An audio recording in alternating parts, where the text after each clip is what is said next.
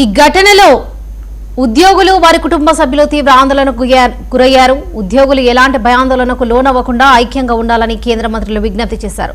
విశాఖ ఉప్పు కర్మాగార పునరుద్ధరణ కోసం కేంద్ర ప్రభుత్వం కట్టుబడి ఉందని, ఈ దుర్ఘటన కారణంగా పునరుద్ధరణ ప్రక్రియకు ఎలాంటి ఆటంకం కలగకుండా అందరూ సహకరించాలని కోరారు. ప్రమాదంలో మృతి చెందిన ప్రతి ఉద్యోగి కుటుంబానికి వారు రెగ్యులర్ ఉద్యోగులైనా లేదా అవుట్సోర్సింగ్ సిబ్బంది అయినా 25 లక్షల ఎక్స్గ్రేషియా ఇస్తున్నట్లుగా ప్రకటించారు.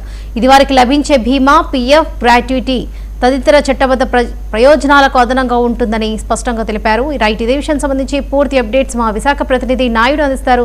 నాయుడు, ప్రస్తుతం అక్కడ పరిస్థితి ఏంటి?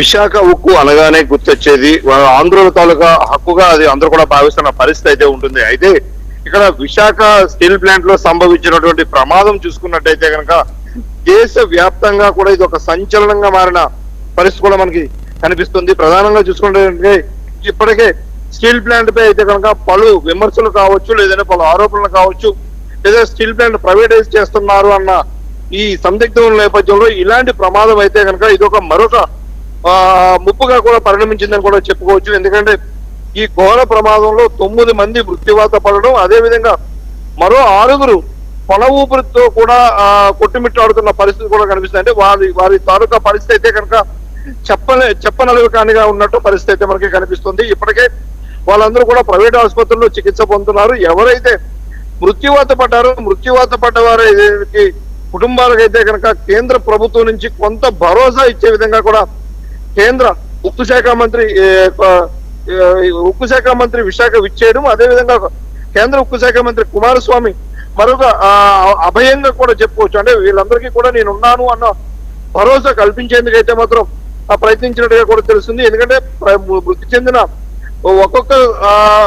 ఒక్కొక్క కుటుంబానికి కూడా 25 లక్షల రూపాయలు ఎక్స్గ్రేషియా ప్రకటించారు. అదేవిధంగా చూసుకున్నట్టు ఎవరైతే గాయపడ్డారో వాళ్ళందరికీ కూడా 15 లక్షల రూపాయలు చొప్పున కూడా వీళ్ళందరికీ కూడా పరిహారం కూడా ఇచ్చిన పరిస్థితి కూడా మనకి కనిపిస్తుంది. అయితే ప్రమాదానికి గల కారణాలపై కావచ్చు, లేదంటే దీనికి సంబంధించి పూర్తి నివేదిక తయారు చేయాలంటూ కూడా అధికారులను కూడా ఆదేశించిన పరిస్థితి మనకి కనిపిస్తుంది. అదేవిధంగా చూసుకున్నట్టయితే కనుక కేంద్ర ఉక్కు శాఖ మంత్రి చెప్పిన విషయాలు మనం చూస్తే కనుక ఇప్పటికే స్టీల్ ప్లాంట్ పై ఎన్నో రకమైనటువంటి ఆరోపణలు ఉన్నాయి. కానీ వీటన్నిటిని కూడా పక్కన పెట్టి ఉక్కు కార్మికులందరూ కూడా ఉక్కు సంకల్పంతో ఉన్నట్టయితే కనుక మనం స్టీల్ ప్లాంట్ ను పరిరక్షించుకోవచ్చని, ఈ ప్రమాదం అయితే ఎట్టి పరిస్థితుల్లో కూడా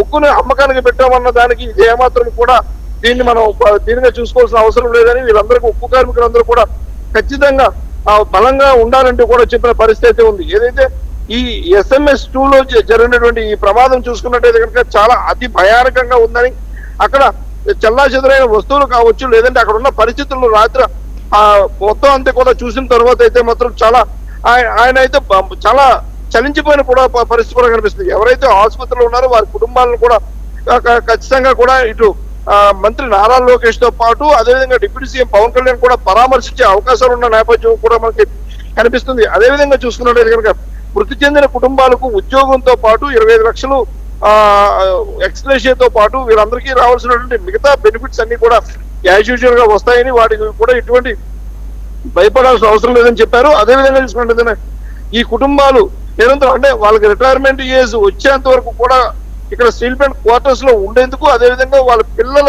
చదువు కోసం కావచ్చు, వాళ్ళ భవిష్యత్తు కోసం అయితే మాత్రం ఖచ్చితంగా కేంద్రం అండగా ఉంటుందంటూ కూడా తెలిపిన పరిస్థితి అయితే ఉంది. అయితే ఇప్పుడు ప్రస్తుతం మనం అక్కడ హాస్పిటల్ వద్ద కూడా ఉన్న పరిస్థితి అయితే కనిపిస్తుంది. హాస్పిటల్ వద్ద కూడా విషణ వదనాలు అయితే మనకు విన్నటువంటి పరిస్థితి అయితే ఉంది. ఇక్కడ 2 ప్రైవేట్ ఆసుపత్రుల్లో కూడా ఒక చోట 3 మరో చోట మరొక 3 కూడా ఉంచిన పరిస్థితి కూడా కనిపిస్తుంది. వీళ్ళందరికీ కూడా అవసరమైతే కనుక ఎయిర్ అంబులెన్స్ ద్వారా ముంబైకి కూడా తరలించి చికిత్స అందించేందుకు అయితే మాత్రం ప్రభుత్వం సిద్ధంగా ఉందని కూడా చెప్తున్న పరిస్థితి కూడా ఉంది. ఏదైతే ఈ సంఘటన జరిగిందో దీనిపై అయితే మాత్రం సీఎం చంద్రబాబు తీవ్రంగా చలించిపోయిన పరిస్థితి కూడా కనిపిస్తుంది. ఎట్టి పరిస్థితుల్లో కూడా వైద్య సదుపాయాల్లో ఎక్కడ ఆటంకం కలగకూడదని వీరందరికీ కూడా అవసరమైతే ఎయిర్ అంబులెన్స్ ద్వారా కూడా ముంబై పంపించేయడం, అదేవిధంగా చూసుకున్నట్టు కనుక ఈ క్షతగాత్రులు ఎవరైతే ఉన్నారో వీళ్ళందరికీ కూడా తక్షణ సాయంగా కూడా వీళ్ళందరికీ సహాయంగా తోడుగా ఉండాలంటూ కూడా సీఎం చంద్రబాబు చెప్పిన పరిస్థితి కూడా మనకి కనిపిస్తూ ఉంది. లక్ష్మి.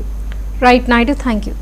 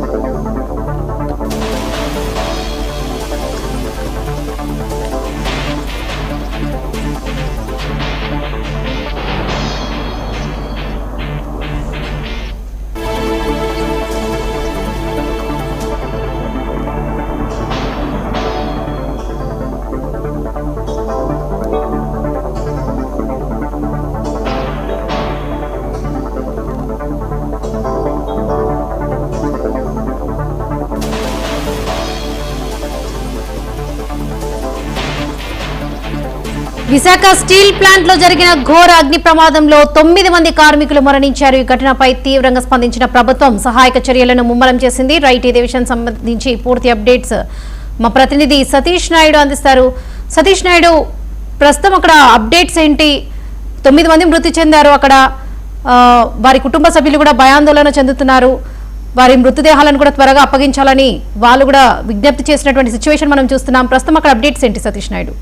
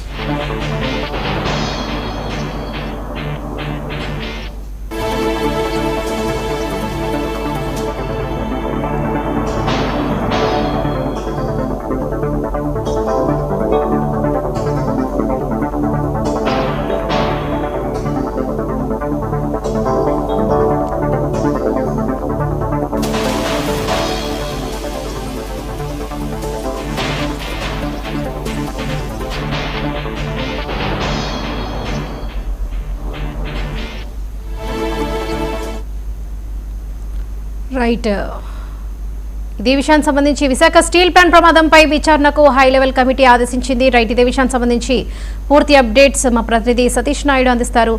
సతీష్ నాయుడు, ప్రమాద స్థలిలో విచారించనున్నారు. దీనికి సంబంధించి అప్డేట్స్ ఏంటి? ప్రస్తుతం 9 మంది కార్మికులు మృతి చెందినటువంటి సిచ్యువేషన్ మనం చూస్తున్నాం.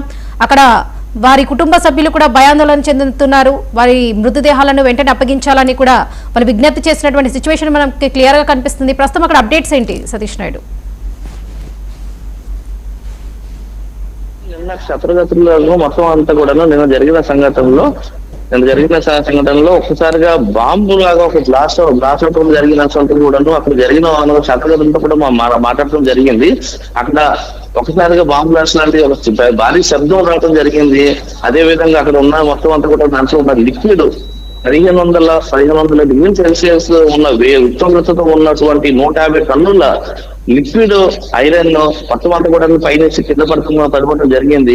అదంతా కూడా ఒక 150 నుంచి 200 మీటర్ల వరకు వ్యాప్తి చెందడం జరిగింది. ఆ కింద పనిచేస్తున్నటువంటి 8 మంది కార్మికులు అక్కడక్కడ మృతి చెందారు. మేము దూరంగా ఉన్నప్పటికీ మాకు అయితే దాని మీద మాకు లిక్విడ్ అయితే పడలేదు, కానీ కేవలం దాని మీద ఏదైతే ఉందో ఉష్ణోగ్రత తాకిడికి మాకు ఈ చక్రగతంలో అయినట్టు కూడా వాళ్ళు చెప్పిన విషయం ఉంది. దాంట్లో బిలో 40% ఏదైతే శతగతులు ఉన్నారో వారిని కిమ్స్ హాస్పిటల్ కేసు తీసుకురావడం జరిగింది. అదే విధంగా మిగిలిన అంటే 40% ఏమో జరిగిన ఎవరైతే ఉన్నారో వాళ్ళందరూ కూడా అత్యంత చికిత్స ఏర్పాటు చేసి ప్రజెంట్ అయితే మనం ఇక్కడ మనం కిమ్స్ హాస్పిటల్లో ఉన్నారు. చంద్రగతంలో కూడా మనం చూసే ప్రయత్నం కూడా ఒకసారి మనం చూడొచ్చు. ఒకసారి కెమెరామెన్ మనకి లోపలికి ప్రయత్నం చేస్తూ ఉంటారు. అక్కడైతే చంద్రగతంలో అయితే ఇప్పుడు మనం మాట్లాడుతున్న విషయం వాళ్ళకి జరిగింది. ఒకసారి అక్కడ మనం చూడొచ్చు. లోపల అయితే ట్రీట్మెంట్ చేసేస్తున్నా ఒక ముగ్గురు పేషెంట్లు అయితే ఇక్కడ ఉన్నారు. ఇక్కడ బెడ్ నెంబర్ 9, 10, 11, 6, 7, 11 చెప్తా ఉంటారు. అక్కడ మనం చూస్తున్నాము ఒక పేషెంట్ అయితే ఇక్కడ మనతో పాటు ఇక్కడ అయితే ఉన్నారు. ఈయన యాక్చువల్ గా సంఘటన స్థలంలో ఉన్నారు. అసలు ఒకసారి దీన్ని అది మనం చూస్తున్నాము. సార్ మీరు నిన్న అక్కడ సంఘటన స్థలంలో ఉన్నారు కదండి, అక్కడ ఆ పరిస్థితులు ఎలా కనిపించింది సార్ మీకు? యాక్చువల్ నాకైతే సార్ భయం కాలంగా ఉంది. కానీ ఆ టైంలో చచ్చిపోతామని నాకైతే అనిపించింది. కానీ దురదృష్టానికి ప్రమాదంలో బయటపడ్డాం. ఆ సమయంలో మీరు ఎక్కడ ఉన్నారు సార్? నేను మిషన్ దగ్గర ఉన్నాను. మిషన్ 3 స్టాండ్ 4 లో నేను స్టాండ్ క్యాపింగ్ చేస్తున్నాను. స్పాట్ లో ఉన్నాను. సార్ మీరు ఎన్ని సంవత్సరాలు పనిచేస్తున్నారు? ఇటువంటి సంఘటనలు ఎప్పుడైనా జరిగినాయా? 92 జాయిన్ అయిందంటే 34 సంవత్సరాలు అయింది జాయిన్ అయ్యి. ఇప్పుడు కూడా ఇలాంటి సంఘటనలు ఇప్పుడు జరగలేదు. ఫస్ట్ టైం భారీ సంఘటన జరగడం అన్నది లాస్ట్ అన్నది ఇదే మొట్టమొదటి. అది ఎందుకు జరిగింది అన్నది అట్లా అక్కడ బ్లాస్ట్ అయినప్పుడు భారీ సౌండ్ లాంటిది అలాంటిది వచ్చిందంట. సౌండ్ వచ్చిందండి. లాస్ట్ సైడ్ చాలా పెద్ద సౌండ్ వచ్చింది. కాకపోతే మిషన్ 2 లో క్యాస్టింగ్ టెక్నాలజీ ఎక్కువ వెళ్ళడానికి అవకాశం వాళ్ళకి రావట్లేదు. మిషన్ 3 ఎవరైతే మేము కొద్దిగా దూరంగా ఉన్నాం కనుక మేము పారిపోవడం ప్రయత్నం చేసాం. అప్పటికే ఆ మెసేజ్ మన మీద